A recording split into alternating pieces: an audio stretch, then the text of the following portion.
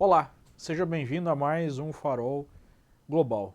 Hoje um dia bastante importante, para o mercado internacional por conta da decisão do Fed, o Banco Central Americano, mais especificamente do Comitê de Política Monetária do Fed, aqui conhecido como FOMC, F-O-M-C. Esse comitê tem aí o objetivo de definir a política monetária nos Estados Unidos, ou seja, a definição não só da taxa básica de juros, como também outras medidas que influenciam o nível de liquidez na economia, o nível de, basicamente, impulso que você dá para a economia ao deixar os juros abaixo de um patamar de estabilidade, uma taxa natural, como se chama, ou se você freia a economia através de uma taxa de juros mais alta. Nos últimos anos, nós tivemos os bancos centrais, não só americanos, mas os bancos centrais globais, tomando medidas nunca antes vistas para reativar a economia global, corte de juros a zero ou até juros negativos em algumas partes do mundo, e a compra de títulos privados e públicos na casa de trilhões e trilhões de dólares. Antes da crise nós tínhamos aí um balanço desses bancos centrais por volta de 4 trilhões de dólares, 3 a 4 trilhões, e hoje temos algo como 20 trilhões de dólares. Então, o mandato que o Fed tem é pleno emprego e inflação controlada.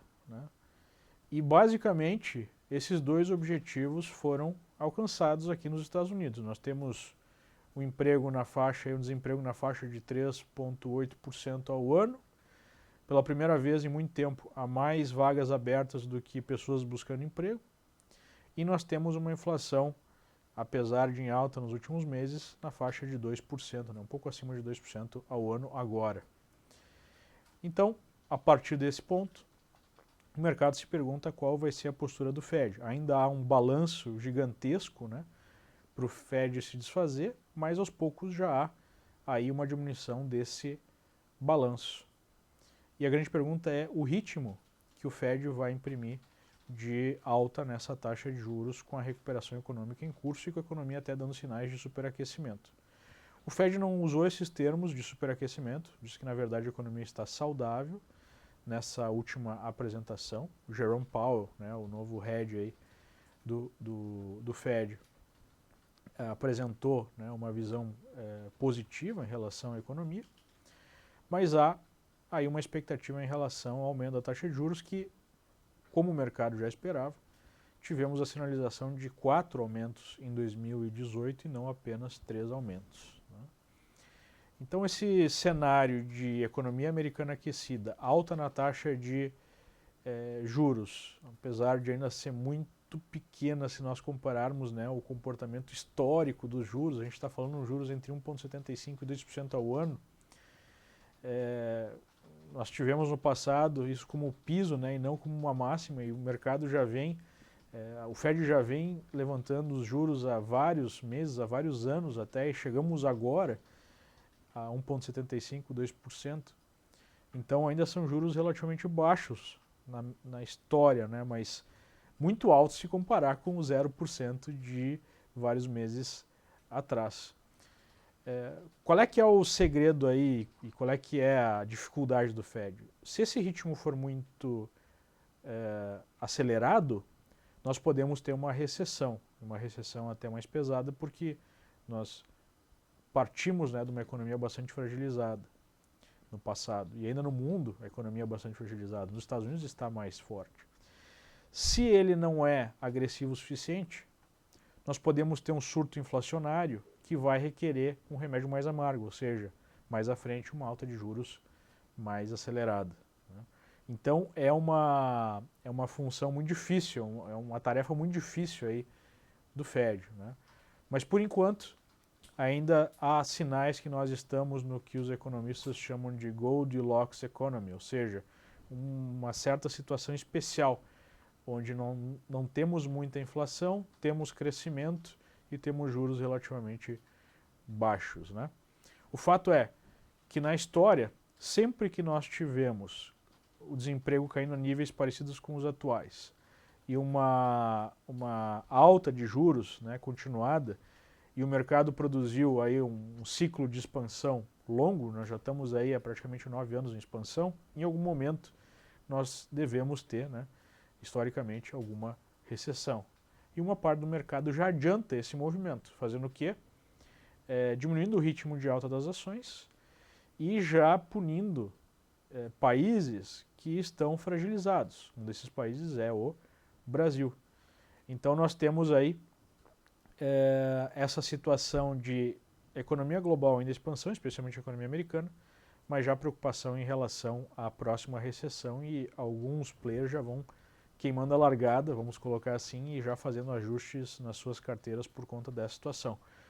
Como é muito difícil identificar exatamente o ponto de virada, muitas vezes, né, esses traders que foram surpreendidos por uma situação melhor do que eles esperavam, ou por um ciclo um pouco mais longo, e a situação fica complicada porque no ano passado nós tivemos o corte, né, a queda dos impostos, o que deve estender o ciclo de expansão, né, e fica mais difícil fazer uma previsão. Como muita gente já larga, né, e na frente tentando identificar a situação, é surpreendido com o mercado continuando a sua alta e às vezes tem que cobrir eventuais posições vendidas, né? Por isso que é muito difícil acertar o ponto exato da virada, mas essa é a dúvida que paira sobre os mercados no momento, né? Né, qual é ainda, né, o combustível para a continuação dessa expansão do mercado?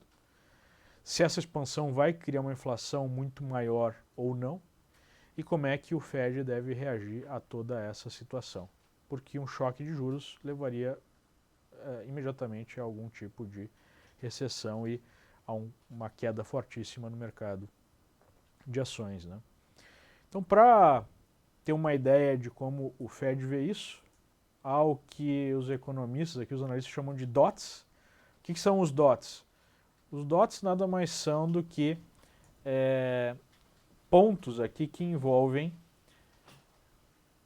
o número de votos de governadores do Fed. Nós temos 16 governadores do Fed e dependendo do quanto cada um vota, né, em relação à sua expectativa de juros no futuro, no final de cada ano, nós temos então esses pontos maiores ou menores. Onde os pontos estão mais gordinhos é onde você tem a maior concentração de votos. Os votos vazados aqui, os pontinhos vazados são o de junho de 2017 e os verdes escuros de junho de 2018. E a gente pode ver aí uma média para o final de 2018, a expectativa é que nós tenhamos entre 2,25 e 2,5 de taxa de juros. Para o final de 2019, 3,12, né? E para 2020, 3,37. Com uma taxa de juros neutra, vamos colocar assim, por volta de 2,87%, 3% ao ano, né? Que não seria nem uma taxa que envolveria aí um suporte para a economia ou uma taxa utilizada para diminuir algum excesso, né? Para combater algum excesso. Não seria nem uma política expansiva nem restritiva, né? E há muita discussão em relação a qual é a taxa de verdade neutra para a economia americana ou qualquer que seja a economia, né? Então, a gente pode ver a expectativa de alta de juros num ciclo de expansão pelo menos até 2020, mas muito lento, muito gradual, né? Mas os mercados já vão se movimentando no sentido de tentar identificar o ponto de virada onde a gente deve ter alguma recessão. E muitos economistas e analistas colocam a sua opinião em relação, né, a final de 2019, início de 2020, um momento provável. Mas é tudo uma projeção, né? Depois de tanto tempo de expansão e já com vários sinais como desemprego em baixa, juros crescendo há mais tempo, né? Enfim, pode acontecer a qualquer momento o início de uma correção mais forte. Como é que nós podemos observar isso do ponto de vista do efeito direto no mercado? A gente vê através, por exemplo, do S&P, né? Eu estou mostrando para vocês aqui o SPY, o ETF do S&P, e a gente vê esse suportão aqui, que foi testado na queda do início do ano, né, na queda de fevereiro, onde nós temos uma LTA e a média de 200 períodos. O mercado segurou nesse patamar.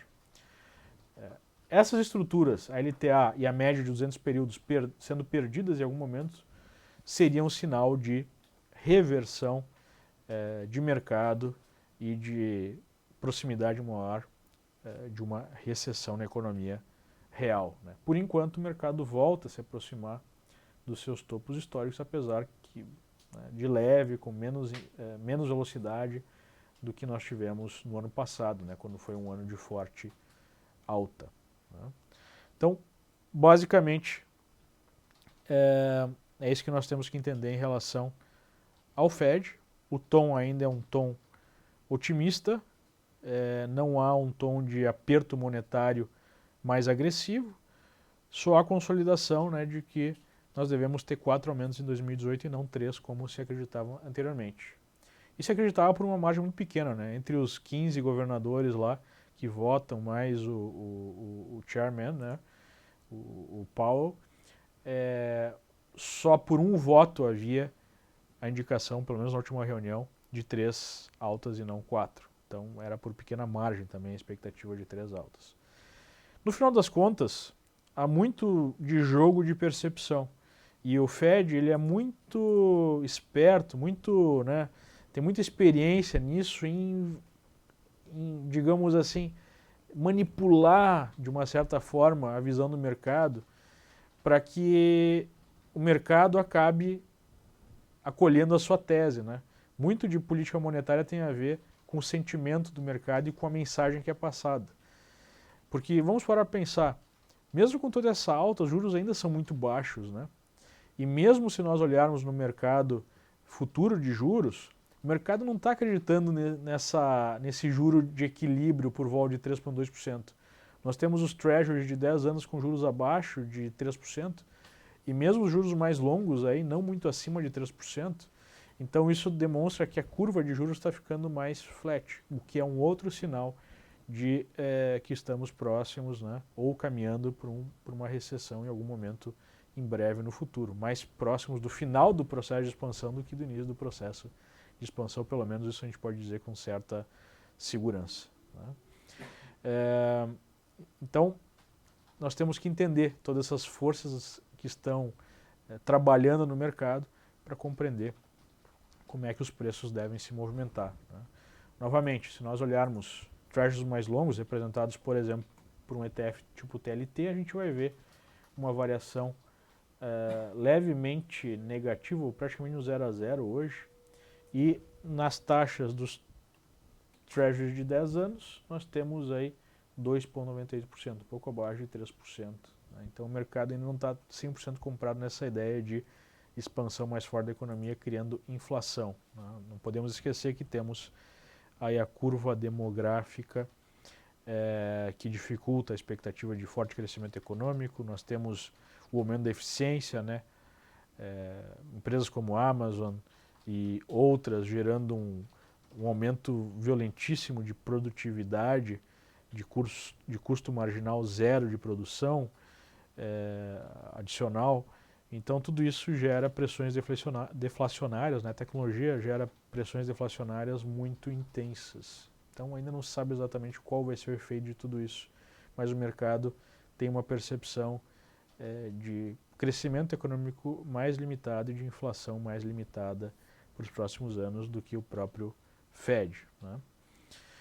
Como é que isso influencia o Brasil? Novamente, né? Se nós tivermos em algum momento alguma recessão nos Estados Unidos e uma movimentação em direção, mais pesada em direção a treasuries, e nós já estamos vendo isso ao longo de 2018, a situação brasileira piora muito. Né? E aí nós podemos ter no Brasil algum tipo de tempestade perfeita, que é uma situação de incerteza, né, de volatilidade por conta de eleições e uma piora no cenário internacional. Colocando mais pressão, né, no próximo presidente para arrumar a casa, para fazer reformas, para cortar gastos, para fazer reforma da Previdência e assim por diante, para fazer privatizações e para recuperar a confiança do mercado.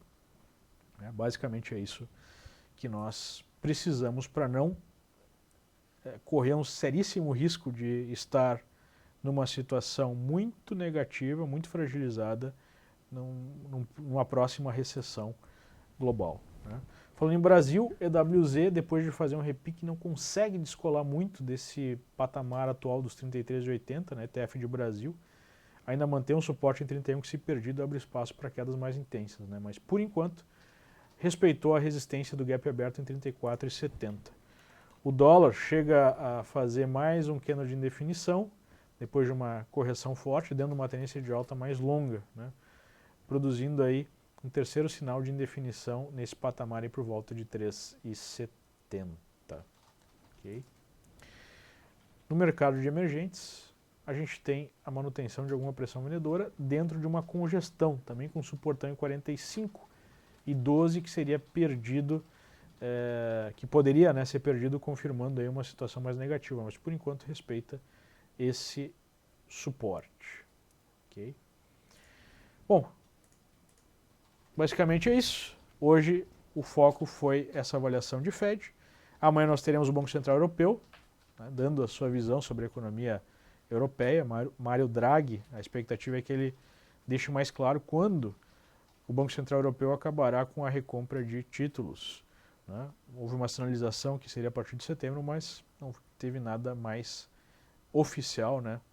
Um analista, economista do BCE falou isso na última reunião, numa reunião extra-oficial, e nós teremos amanhã, na apresentação oficial do Banco Central Europeu, uma sinalização mais clara nesse sentido, né? E por último, a Agência Internacional de Energia colocou que, apesar de Rússia e Arábia Saudita, que estão em encontro hoje, né, os dois principais membros da OPEC, para definir um eventual aumento da produção, pela continuação da recuperação econômica, né, do crescimento econômico no mundo, nós devemos ter ainda, né, um mercado aquecido para o petróleo em 2019.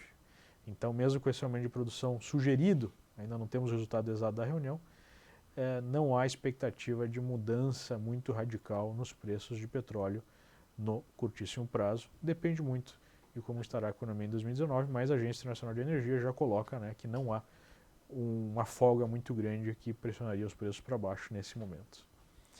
Muito obrigado pela atenção e até a próxima. Tchau, tchau.